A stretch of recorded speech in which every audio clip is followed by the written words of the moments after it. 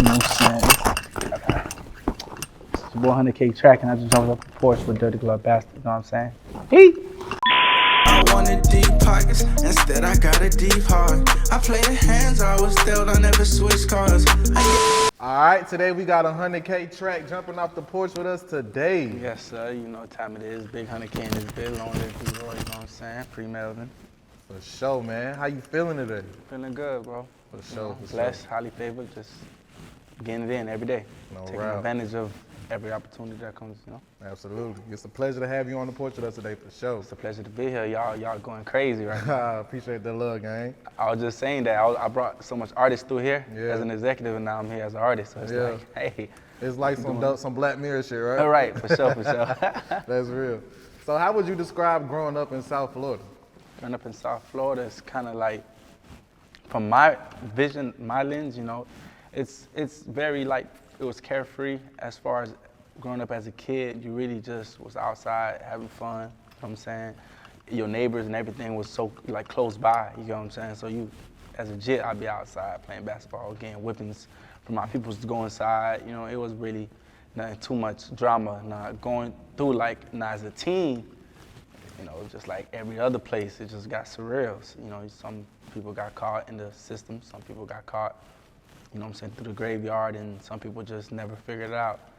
And like everywhere else, you got your obstacles, but you got your beautiful moments. Now, as far as the physical place, we lit. Yeah. Sunny, water, beaches, clubs everywhere, you know what I'm saying? You can, any clubs, strip clubs you want to go to, regular clubs, or just, you want to just go to a hookah bar, or just a lounge. So I feel like we really like the home place of where everybody want to be at. 'Cause Yeah. it's the beaches, the lifestyle, and then, you know what I'm saying? So, especially the weather. That's real. Facts. Sunny days, even in the winter times. So when would you say you started engaging in like the music side of South Florida? Like, cause there's a lot of talent there that you discovered yourself. So Right. when would you say you started dabbling in the music scene in Florida for yourself? As far as, okay, so it's kind of Cause like, you are an artist first. Let's talk right, about you so being an you artist saying first, as an yeah. artist or as an executive? Let's say an artist. As an artist, okay, cool. As an artist at 16, like right going into my junior year in high school, now I played football from my sophomore year all the way till I graduated. I got cut my first year, you know what I'm saying?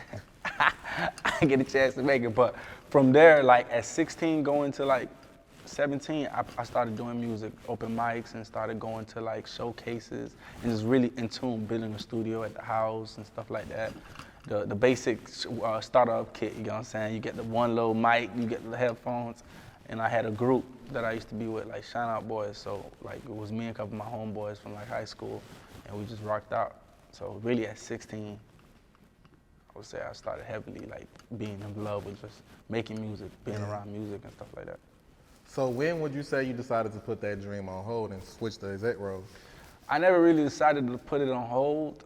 It just kind of like, as I got older, because you know, just doing music from 16 to then 18, I call it 18 professionally because I started getting paid out of high school. I actually got a hit song that made me go a little bit viral in the city. So it just kind of transformed from doing music in my city, kind of getting a buzz, then transitioning that money into like different things, clothing lines, you know what I'm saying, studios. Cause just like anything, a test of time, you know, you have your ups and you have your downs. So by the time I got to like, I'm 30 now, I was 18 when I made a song that went kind of crazy. By the time I got to like 22, 23, money slowed down from the shows. You really wasn't as relevant as you was. You know, I'm doing parties, doing the basic ends. So I had the opportunity to actually link up with Kodak Black and do the Sniper Gang apparel that we got to get, that he, you know what I'm saying, and I kind of decided to just partner up on a venture, and it happened to be clothing, because I already had the print shop from making money off music and investing in it and stuff like that, and just, you know, doing stuff in the streets. So when we got together and I started doing the clothing line with him, it kind of introduced me to his world, just being around a lot. So I got introduced to Jackboy, I got introduced to John Wicks, and we all just kind of got like, we kicked it and it was cool. So from my experience of just traveling through Florida, I was like, you know what, let me just focus on pushing Jackboy. Because remember, I'm already, at that point, not as lit as I used to be. Damn near probably just basically hanging on just whatever I'm doing, you feel me? Yeah. On music-wise. Yeah. So I'm in artist-wise. right, Yeah. I'm in a situation where I'm seeing a Jackboy that's just coming home. Kodak is at the level where he dropped Skirt, Drake doing, you know, dancing to his song. you could tell he about to be a mega star. Yeah. And when you got an opportunity around you like that with other pieces that makes more sense on that and on that type of limelight, that type of stature, I just decided it made better sense for me to focus on pushing Sniper Gang as a brand. Because even though it wasn't my brand, I'm like, if I jumped in this and I go head first and I'm not doing no snaky fake moves, I'm really being genuine and being a real dude and making things shake, I feel like Kodak and whatever opportunity Jackboy or Wicks get, I'm gonna make money off it. I'm be able to change my life rather than just trying to be an artist and try to, hey yo, I'm in Sniper Gang, let me rap now. Yeah. It probably look crazy, like, you know what I'm Yeah. saying? You ain't from 1800 block, you ain't from Woo. So like, I ain't really wanna get in that type of mode. But so that incident kind of just led me to doing that, then leaving Sniper Gang, you know, through legal situations with everybody else, catching charges and things, and I ended up going to Orlando and finding Melly. And once I signed Melly, I became like me and my wife, it made $100K, and from there it was just never had a chance. From 24, I've been doing $100K. From 22 to 23, Sniper Gang, from 24 to like now at 29, 30, before I started dropping music again. I just never had a chance to look back. When, why would I? Like, Yeah. I got Vaughn, I got Melly, I got Hot, I got an infrastructure that's bringing millions of dollars. I'm giving people in my community opportunities to work on the music business, you feel me? So it just looked like a real, like right now I could chill on the music. Let me focus on the bigger picture.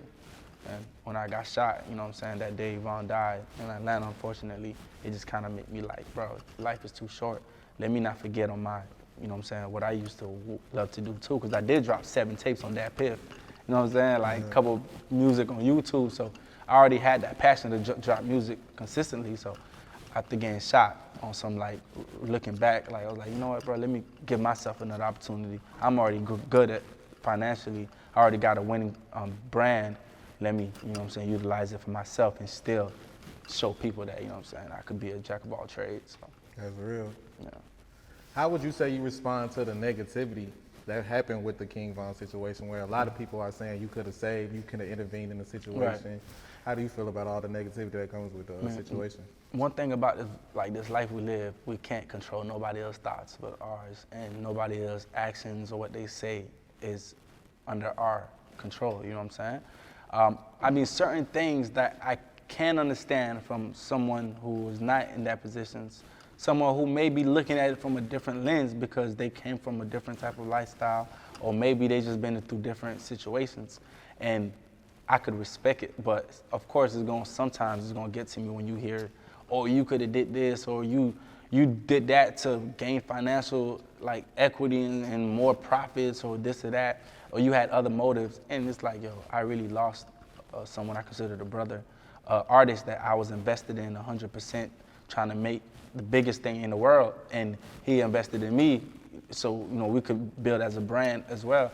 So it's unfortunate that other people can't see that a situation like that can happen unexpectedly, spontaneously, and real life is affected. So sometimes they kind of make it look like it's a movie, like, oh, this theme, this type of narrative, but in reality, I lost someone that I love, and you know what I'm saying, I had grief, and doing it while at work and still taking care of multitude of people. So it's cool, you know, I just got to deal with it every day.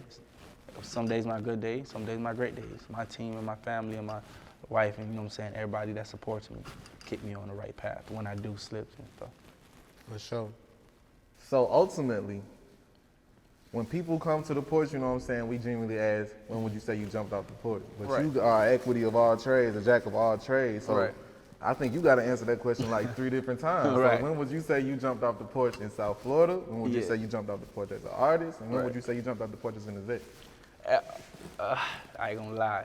See, I watch this show, and you know, and I be kind of like seeing, when you say off the porch, if we're referring to like, you know what I'm saying, being in the streets, catching charges, or doing things that could criminally just get me, you know what I'm saying, incarcerated and things like that, I never really had that mind frame. But when you saying like, as a young man, what age did I realize, yo, I gotta get it on my own and I gotta survive and I gotta do that?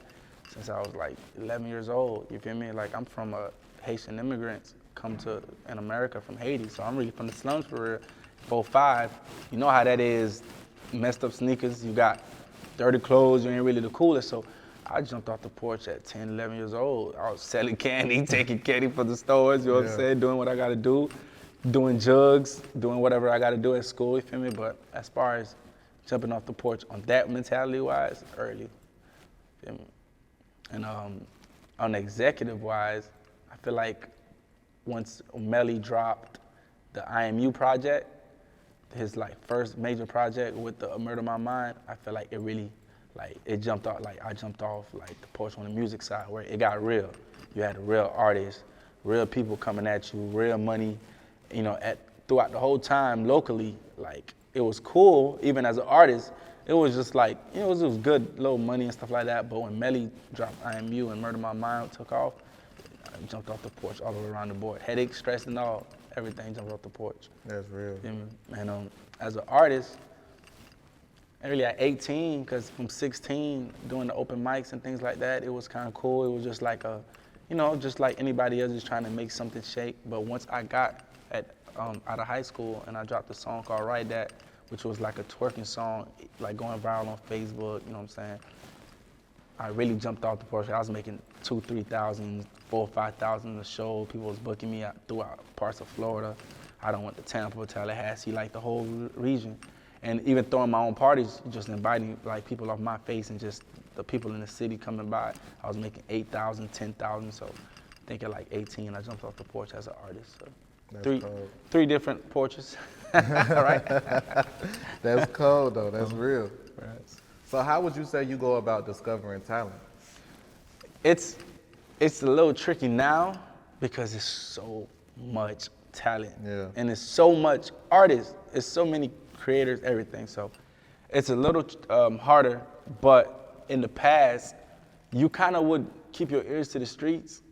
And you know, you could, from high schools to colleges to just even like neighborhoods where you got like local clubs or regional bars, you usually hear an underground artist, like somebody that's not major, that have no deal, that the city messing with.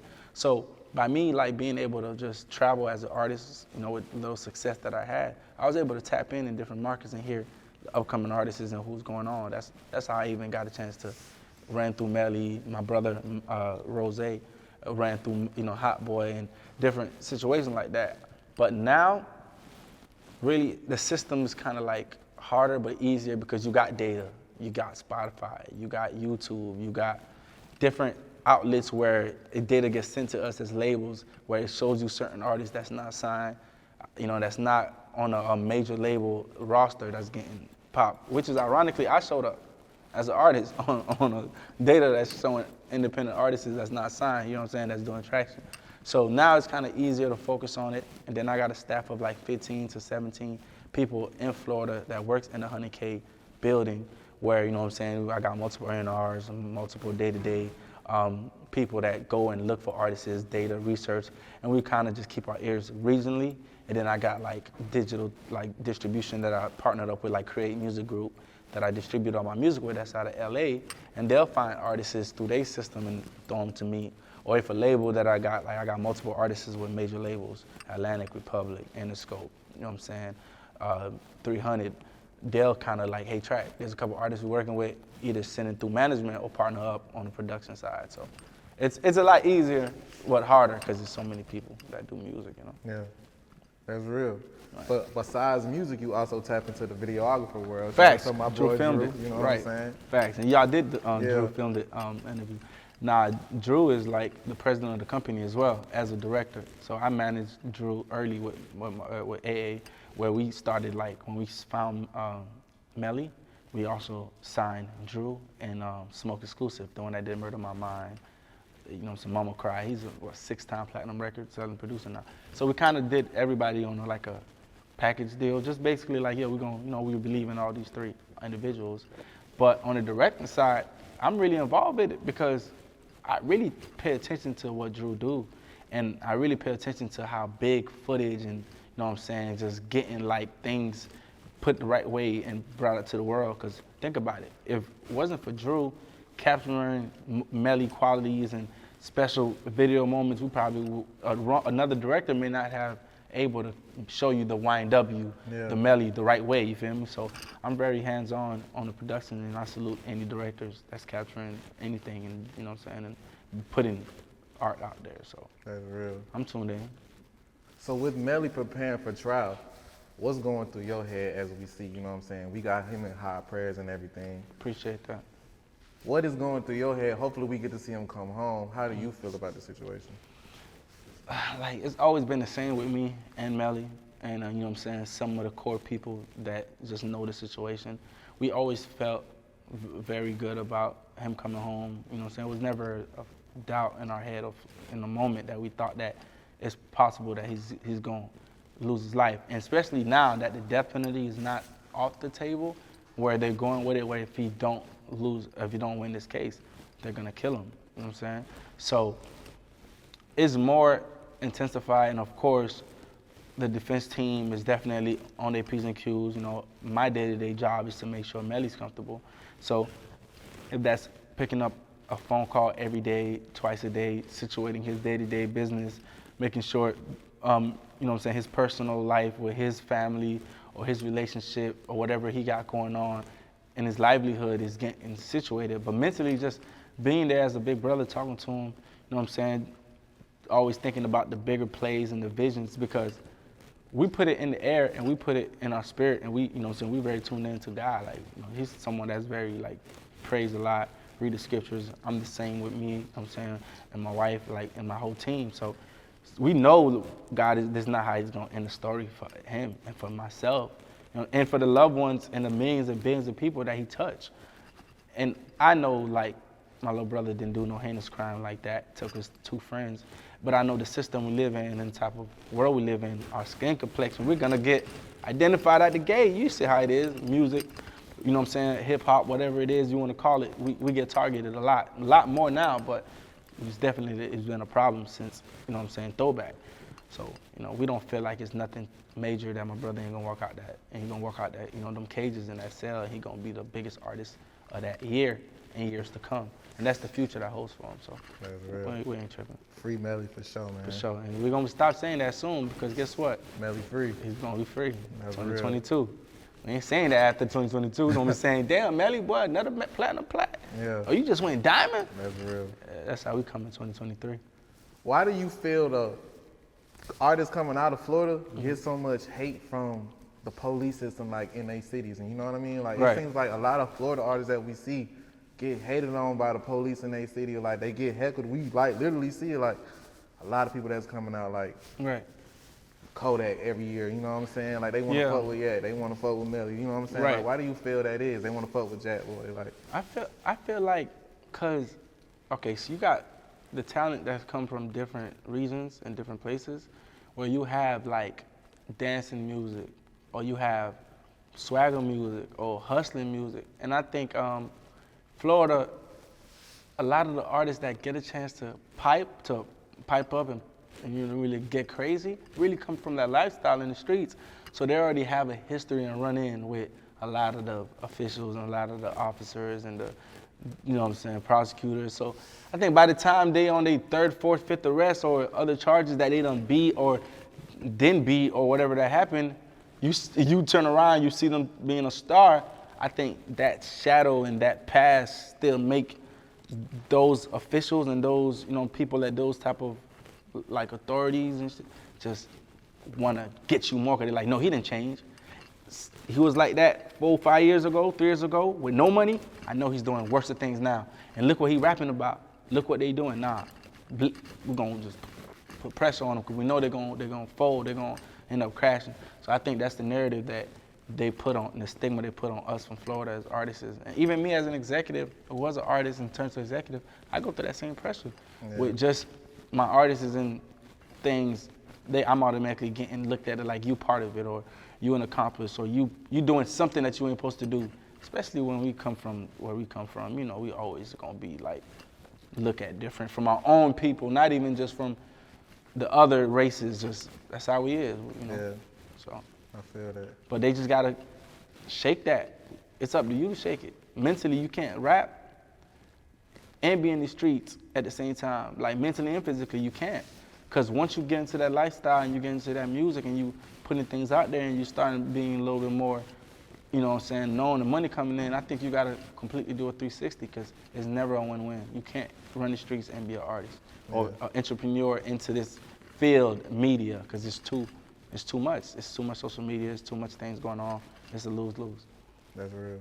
Being that you were so close to the sniper gang camp, how does it make you feel to see how things turned out between Kodak and Jackboy? Like, nobody, I don't think, is gonna like that. Like, and when I say nobody, I'm saying people who really like value friendship and loyalty. And like, I think we all, as humans, want to see, like, maybe not everybody, some people really messed up, but some humans want to see like the good nature of a homeboy from the past, or you know what I'm saying, a come up story like that. So it kind of like made that American dream, like a Jackboy and Kodak could make it together, become superstars, and actually ride out, and it, you know what I'm saying, it ends in a happy story. And it's just sad because I want that imagery of like, yo, day ones and your main right hand, like being successful together. And I root for that type of stuff. So of course, you know what I'm saying, I feel like we took an L as a city, we took an L as a community, you know what I'm saying, as real stand-up guys and real stand-up, like, you know what I'm saying, individuals. Because I feel like everybody in that scenario is real and stand up to their own particular way. So I think it just made us look like, dang, if they could get into it, anybody can get into it. And you know what I'm saying, hopefully they could resolve it peacefully, and it could be a situation that, you know what I'm saying, bygones be bygones, even if they don't have that relationship they had previously, but they could work because they're in the same workspace. It's a small unit, you know what I'm saying? It's still a home team, so I feel like if they could work and, you know, do everything without the violence and without the negativity, it'd be great. And I don't know what happened and made that type of bond tear, but I don't have no say to say who's wrong or who's right. But I know I could vouch that Kodak is a stand-up guy. Kodak is, you know what I'm saying, he a real dude that put people in a position. And I done been blessed to work with Jackboy on a real intimate business side as well. Yeah. And I know he done stood and had values where he stood on real terms too. So hopefully they can work it out and it don't escalate, because we need more positive winners and, you know what I'm saying, successful, you know what I'm saying, Florida, Broward County, artists and executives. I don't want to see nobody else in no graveyard or incarcerated. So. That's real. Is it true that you were responsible for getting Jackboy signed to Sniper Gang?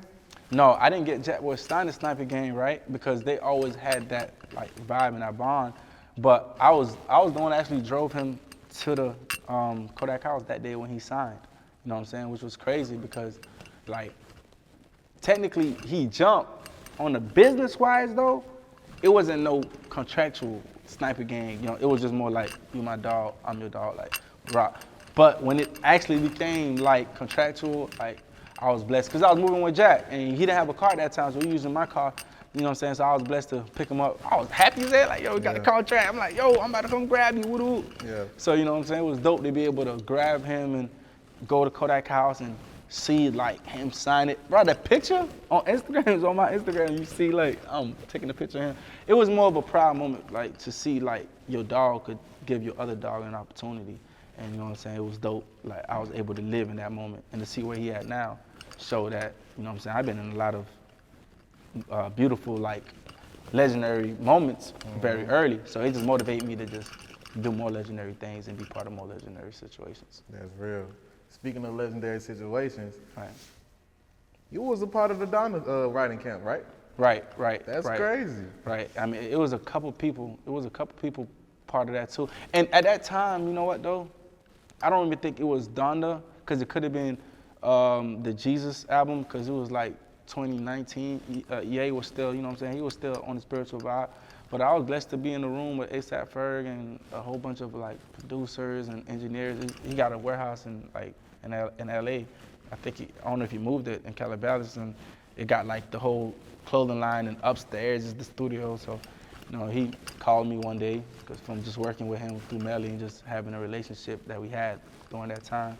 Flew into LA, took care of the flights, everything, and I was blessed to lay the pen down and put some of my thoughts and stuff. Nothing made it yet though, but hey, if one day ever, you know what I'm saying, like I get that email on that publishing, just know, you know what I'm saying, another trophy. Yeah. And you know, it's a blessing that I was able to just even be part of that. That was real. Shout out to Kanye, dope. For sure. Shout out Ye. Right. How would you describe working with him on a mixed personality set with Cole Bennett? That was an experience, I ain't gonna lie. That was an experience, cause like, when he walked in there, everybody was just like, oh shit, Kanye just walked in. And for some reason, no, that man face, bro, he got that face where it's like, bro, I don't know, bro, mad or he happy. But you know, I'm like that 24/7, so he walked in, I'm like, yo, what you on? Like, you know what I'm saying? Just chilling and stuff, like hugging him and woo-woo. So it kind of made everybody like loosen up. And then from there, we just had a great time. He was very into it. There was a couple of scenes he didn't want to do for the shoot, you know, with his vision, but he committed to the other scenes, and it came out, what, 3-4 time platinum, 100 million plus on YouTube. It was one of the highest songs right now on Ye Apple Music. So it was another legendary moment that I was, you know what I'm saying, very blessed to be part of. That's real. So let's walk it down, right? Mm-hmm. When did you decide to turn that light switch back on as an artist? All right, so. Tap into that Mercury, by the way. Right, so, man, you know what I'm saying? Y'all go stream Mercury. It's out right now, you know what I'm saying? Slums, the single with Melly, Tears of Joy, with Rico Cartel and Hotboii, you feel me? Boom. So I tapped in with Mercury, right? Because I was always in the studio, and I was always, like, there with my artists, always just in general with just people, just enjoying the music and stuff. But after, like, the whole situation, I got shot, and Vaughn died, and the public kind of just seen my face for the first time and my energy or whatever it was, and kind of rubbed certain people the wrong way.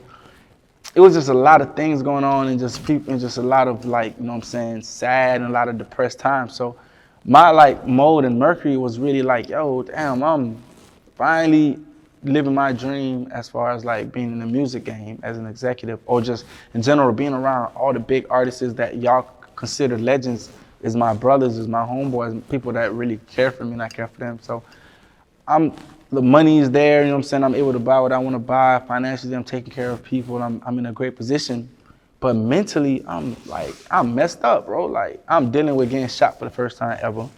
I'm dealing with losing a homeboy. Cause I don't have casualties before, you know what I'm saying? From family members and stuff, but that's early as a kid. So when you at your 29, 28, and you dealing with, and I'm not, that's why I rock with Chicago so hard, because they done, in O-Block, because they done lost so many people, they done lost so many homeboys and families.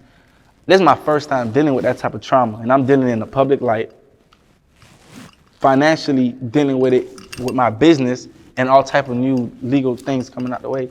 So I was in a very, like, dark time, and I was just trying to think of ways to just release myself and just get outside the world. And I just got back into the studio. And then once I started writing again and recording my voice, because at first I didn't like my voice, and the rest of my team and my brother would be like, nah, you sound good. So I'm building my confidence. I'm like, okay, cool. Like, I'm starting to get in my groove. Then I locked in for like 2-3 months at my studios, and I just recorded a whole bunch of songs, wrote the different ideas, brought a couple artists because every song on Mercury I wrote, other than the song with Moo, Op, and Wiz, I just put that together. And Track Still, you know what I'm saying, they blessed me with that song. I just had to put it on the project. And all the other records I wrote, even if you hear the artists is on there, other than a verse, like Tootsie, who's a feature, any in-house artist that I work with, you know what I'm saying, I wrote everything, the melodies. They just came and performed it for me and did it out of love and just want to see my vision. Because I ain't want to, like, put the whole everything, like, you got to hear me, like, all the way people get used to it again, you feel me? I know they don't see me as an artist. So I wanted to show my creativity. So once I got locked in and started writing and really putting the music together, putting the artists I feel sound good on what, then I put some of my own music, you know what I'm saying, put some of my own vocals on it.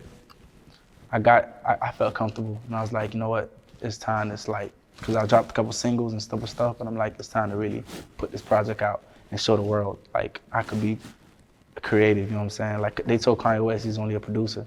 Like, you can't tell me I'm just a manager. Because one, I've been doing music. I'm 7 tapes in that pit, for real, but it's not even about that. You can't limit a man's creativity on how he feel himself. Because, like you said, like, you got designers, you got hustlers, I'm all in one, you feel me? So I just had to show the world that I could really, I'm a jack of all trades. So.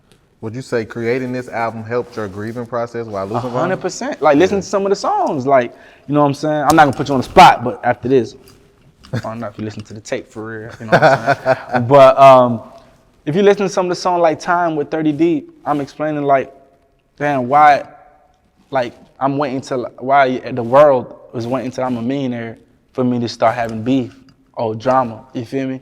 Or if you hear songs like Mercury with Slat Zai, you hearing the hooks like in my heart, you know what I'm saying? It's cold, there's nowhere to go. Like, I'm basically venting, like, and you got songs like Tears of Joy with Hotboii and Rico that's like expressing my gratitude to God for allowing me to be in this lifestyle. Cause at one point it was so bad, it's like, I'm checking myself, like, yo, but look what God did for you. Look where you came from. Look at your family. Look at your life.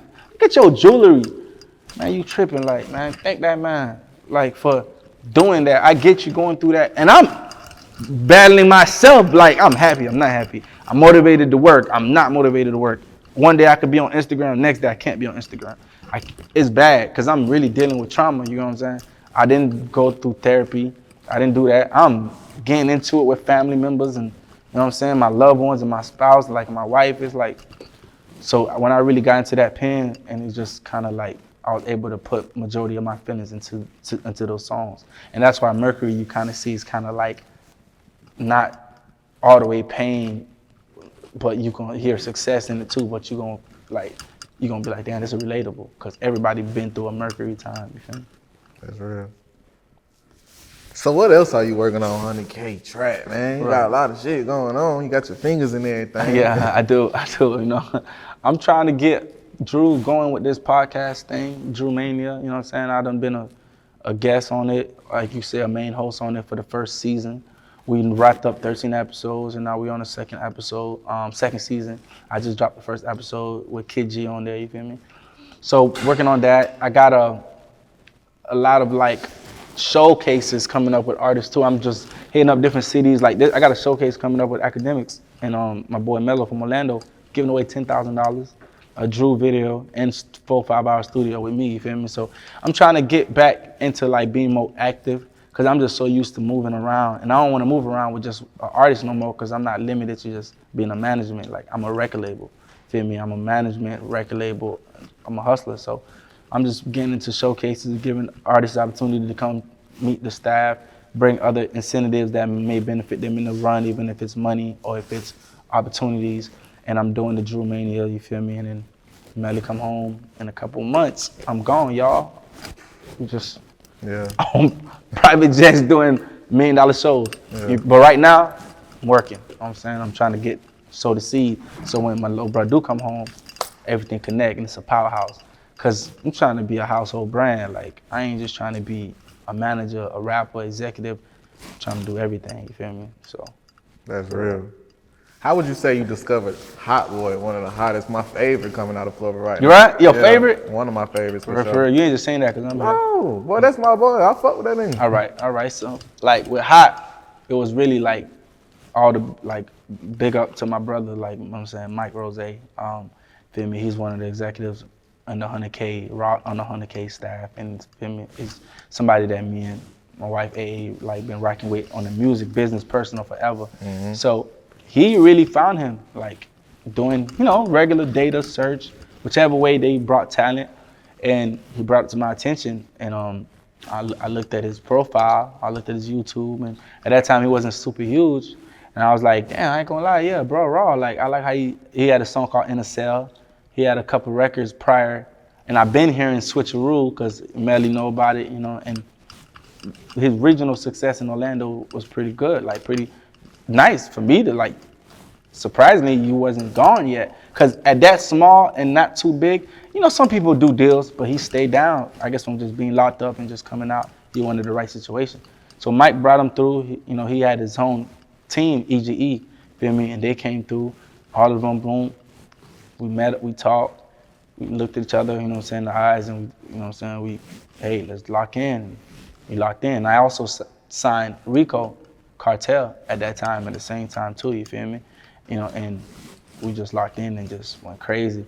And big ups to Mike, because I didn't personally went and found the next superstar out of Florida, but my partner did, you know what I'm saying, my brother did, and we won. So, you know, he brought that win to the team. Nah, for sure. Hot is superstar in this Nah, world, for bro. real. Talented. Crazy toxic. But dope. For sure. But So how would you say O Block became 100K? O Block became 100K genuinely off just the relationship we had for each other. Only Vaughn was like under my management, 100K, right? And that situation was just a genuine thing that happened. Like he was already in a situation with his own, with OTF on the management side. You know what I'm saying? Me, Dirk, and him had a conversation. We all decided that, you know what I'm saying, we all good family. You know, they rocked it with me from Melly. The brand I had was growing and being established, so me and Vaughn decided to work with each other, right? So with O Block becoming 100K, after the horrible incident and that nightmare when, you know, Vaughn passed away, you got his day ones, his homeboys. Some was already doing music, some I was already active with. And we was already in conversations about getting distribution deals and things like that. I was able to, before he died, find little places where I could get 10, 20,000, 5,000, just to, our Vaughn phase being him popping, like, you know, people gonna break bread for his dogs to rap and do good. So when that situation happened and they died, it's just that brotherhood and that love that we just shared from that moment and just what we went through that year, you know what I'm saying, just the experience we had together. I just decided that, you know what, bro, if y'all want to do this, I'm going to get behind y'all financially, mentally, physically, spiritually, like, you know, we locked in for sure. And that just genuinely came, and you know what I'm saying, DQ, Boss Top, you know what I'm saying, all them boys came through, Move Up, you feel me? They came through and, you know, we just locked in. And the whole O, like anybody from the O, even if you're not under my management, you know what I'm saying, you got a couple artists on there that's doing their thing by themselves. I don't manage a whole O Block. You know what I'm saying? I rock with majority of people from O Block, and I even deal with people that's not artists, that's just regular people that I'm very tight with, feel me? And but on the artist wise, you know what I'm saying, DQ, Muwap, Boss Top, we just locked in for real, and we just trying to keep it going, keep the legacy going. So Get Back Gang and 100K, OTF, you know what I'm saying, all that, it's just one whole family for real. For sure. How did it make you feel once the RICO charge had came about and got announced to the world? For O Block. Okay, because you know, got the state RICO. It was unpredictable, and it was kind of like, damn, what the heck, like, can't catch a break. Yeah, it was and, fucked up. You feel me? And not even as a business, of course, I'm looking at it like, damn, Muwap was teeing up. Like, Going crazy. Because really only on the artist wise, only Muwap got picked up that I personally deal with on the music side. But on the personal side, you got Charles, you know what I'm saying, C Murder, you got Los, you know what I'm saying, you got C Thing, like all them boys, like I rock with them boys for real a long way. So seeing that, I was like, damn, like I don't want to see my dogs, people you really got love for in a situation like that. So, you know, I'm here like every day making sure the people that I was tight with, even artists or not, I'm still locked in, whatever I got to do to make sure you good, you feel me, until we weather the storm. But it was just a horrible feeling, bro. I just felt like we need to escape the cycle as a culture and as a brand. Like, we need to start from now so we don't have the next generation dead or locked up. Because, bro, everybody rapping just to die with money and living for the next person or the family or whoever is the inheritance, and or go to jail and enjoy commissary good for the rest of 8, 7, 10 years. Like, maybe it's the old young head in me, feel me? I just don't want to see that happen, bro. Like, I want to be like throwback when you had Ludacris and all them boys, 2 Chainz, and you had Wayne and all them boys at their peak, doing what they do, dropping these hits. Bro, we was looking at them like role models, like, yo, they getting money, they taking care of their family. They here now, doing this, you feel me? That's what I want for our generation, because this is my generation. This is the wave I'm at, executive artist, whichever way you want to call it. And it sucked. O Block, anybody, not O Block, whatever. I just don't want to see us, young men and young women, like, and from our culture and just this brand going that route, bro, because it sucks, you feel me? That's straight up. Any last words and shout outs? Man, shout out to you, know what I'm saying, off the porch. Appreciate you for having me. Shout out to everybody that support any of my artists, anything that I got going on, you know what I'm saying? It means a lot, just coming from where I come from, just to see the level of respect that I'm getting from the peers and the supporters, and, you know. Mercury's out. Appreciate everybody, all the artists that jumped on Mercury, you know what I'm saying? Appreciate my team. Shout out to AA, you know what I'm saying?